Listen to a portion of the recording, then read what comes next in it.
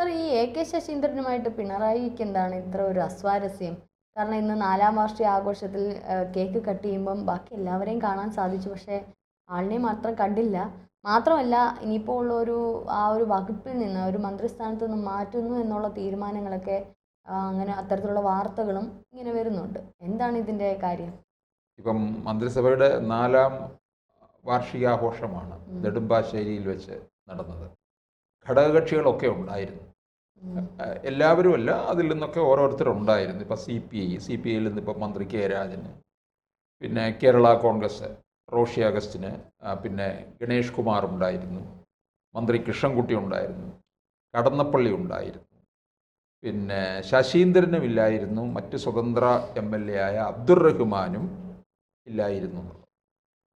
അപ്പോൾ ഈ ശശീന്ദ്രന് NCPയുടെ മന്ത്രിയാണ്.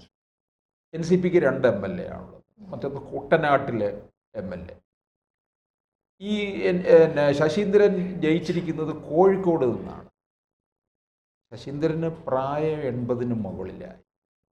അദ്ദേഹത്തിന് അല്പം ആരോഗ്യ പ്രശ്നങ്ങളൊക്കെ ഉണ്ട്. അത് തീർച്ചയായിട്ടും CPM ആ സീറ്റ് അങ്ങ് എടുക്കും. അവരായിരിക്കും ഇനി അവിടെ മത്സരിക്കാൻ. ശശീന്ദ്രൻ ഏതായാലും അടുത്ത തെരഞ്ഞെടുപ്പിൽ മത്സരിക്കത്തില്ല. ശശീന്ദ്രൻ പിണറായിയുമായിട്ട് വലിയൊരു അടുപ്പത്തിലൊക്കെ ആയിരുന്നു. സമീപകാലത്ത് പല കാര്യങ്ങളും, ഇപ്പം വയനാട്ടിലെ കാട്ടാനയുടെ ആക്രമണത്തിൽ പലരും മരിക്കുകയൊക്കെ ചെയ്തപ്പോഴും ശശീന്ദ്രൻ കോഴിക്കോട് ഡാൻസും പാട്ടുമായിട്ട് നിൽക്കുകയായിരുന്നു.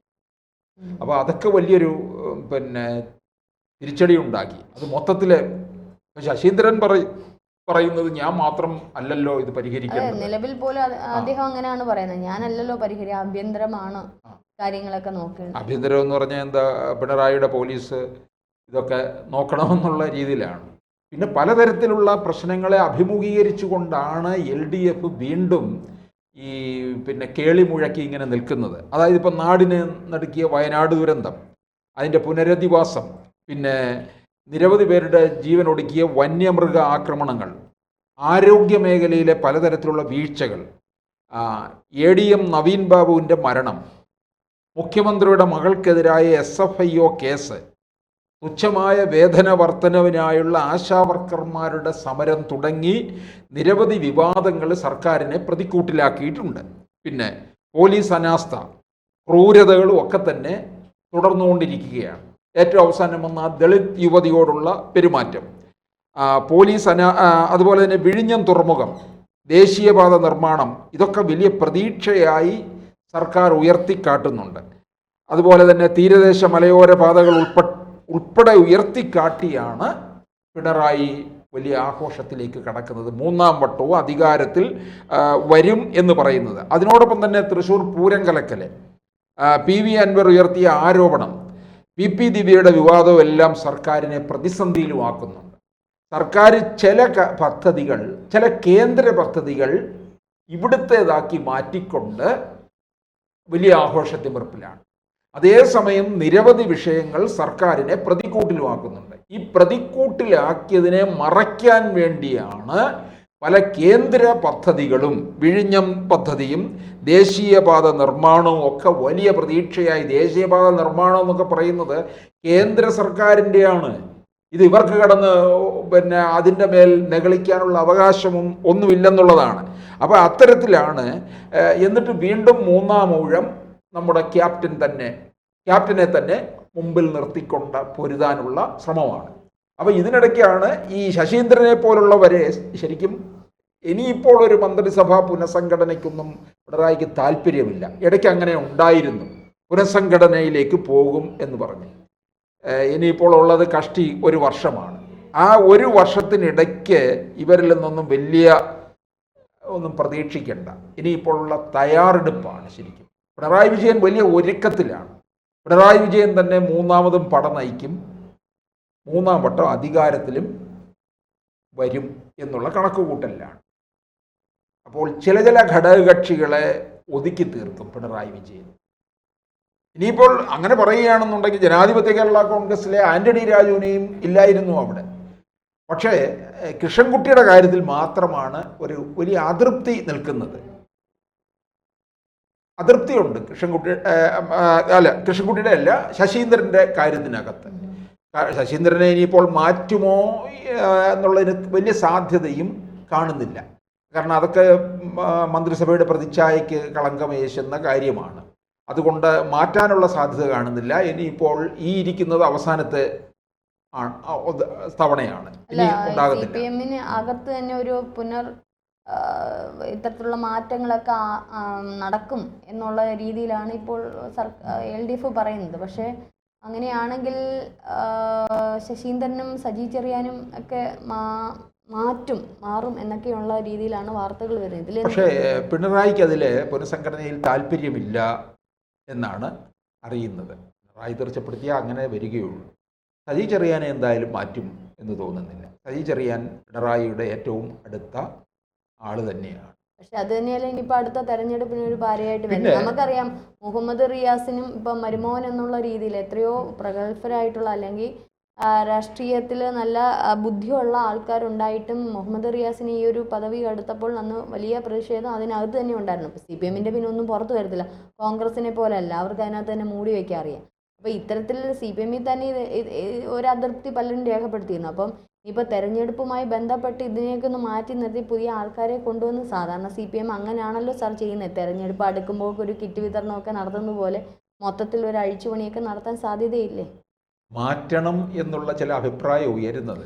അല്ല, ഇനിയിപ്പോൾ മാറ്റിയാലും കുഴപ്പമില്ല, കൈയിട്ട് വാരാനുള്ള എല്ലാം വാരിയിട്ടുണ്ട്, കിട്ടാനുള്ള എല്ലാം കിട്ടിയിട്ടുണ്ട്. പക്ഷെ നാട്ടുകാരെയും ഈ പാർട്ടിയിലെ ചില ആൾക്കാരെയൊക്കെ ബോധിപ്പിക്കാൻ വേണ്ടിയിട്ടേ പ്രതിച്ഛായ ഒന്ന് തിളക്കമാർജിക്കാൻ വേണ്ടിയിട്ടാണ് ചെയ്യുന്നത്. ഉദാഹരണത്തിന് മുഖ്യമന്ത്രിയുടെ പ്രൈവറ്റ് സെക്രട്ടറി ആയിട്ട് കോഴിക്കോട് നോർത്തിൽ 3 തവണ MLA ആയിരുന്ന, ഇപ്പോൾ MLA അല്ല, പ്രദീപ് കുമാറിനെ കൊണ്ടുവന്നിട്ടുണ്ട്. ഈ പ്രദീപ് കുമാർ ആരെന്ന് ചോദിച്ചാൽ കോഴിക്കോട് നോർത്തിൽ നിന്ന് 3 തവണ MLA. 2019 പ്രദീപ് കുമാറിനെ അവിടെ ലോക്സഭയിലേക്ക് മത്സരിപ്പിച്ചു. അത് MK രാഘവനോട് പരാജയപ്പെട്ടു. MK രാഘവൻ തന്നെയാണ് അവിടെ കോഴിക്കോട്ട് കരുത്തൻ എന്ന് പറയുന്നത്. പ്രദീപ് കുമാർ നല്ല സംശുദ്ധനാണ്. 3 തവണയായിട്ട് കോഴിക്കോട് നോർത്തിൽ നിന്ന് അദ്ദേഹം MLA ആയി. അദ്ദേഹത്തിന് കേരളത്തിൻ്റെ വിദ്യാഭ്യാസ വകുപ്പ് മന്ത്രിയാകാൻ വരെയുള്ള യോഗ്യത അദ്ദേഹത്തിനുണ്ട്. ഈ CPM-നകത്ത് വളരെ സരളഹൃദയരായി നിൽക്കുന്നവർ വളരെ കുറവാണ്. ഇപ്പോൾ പ്രദീപ് കുമാർ, പഴയ മന്ത്രി രാധാകൃഷ്ണൻ, ഇപ്പോൾ MP, പിന്നീട് നമ്മുടെ രാജു എബ്രഹാം റാന്നി MLA ആയിരുന്നു, ഇപ്പോൾ 5 തവണ. ഇപ്പോൾ അദ്ദേഹം പത്തനംതിട്ട ജില്ലാ CPM-ൻ്റെ സെക്രട്ടറിയാണ്. പിന്നീട് ശൈലജ ടീച്ചർ, ഇങ്ങനെയുള്ളവരൊക്കെയാണ്. ബാക്കി എല്ലാവരും ഈ CPM-ൻ്റെ ചില വിദ്യാഭ്യാസ മന്ത്രിയുടെ കാര്യം മാത്രം പറയരുത്. ഇത്തവണയും തേറ്റിച്ചങ്ങേറെ കണക്കുകളെല്ലാം അത് മാത്രമാണ് സാറ് പറഞ്ഞു വന്നത്. അത് മാത്രം പറയരുത്. ഇങ്ങനെയൊക്കെ ഉള്ളവർ, അതായത് പിണറായി സ്തുതി പാടുന്നവരെല്ലാം നല്ല പൊസിഷനിൽ ഇരിക്കുന്നു, അദ്ദേഹത്തിനെ പൂജിക്കുന്നവരെല്ലാം ഇരിക്കുന്നു. ഈ കഴിവുള്ളവരെല്ലാം CPM മാറ്റി നിർത്തുന്നു.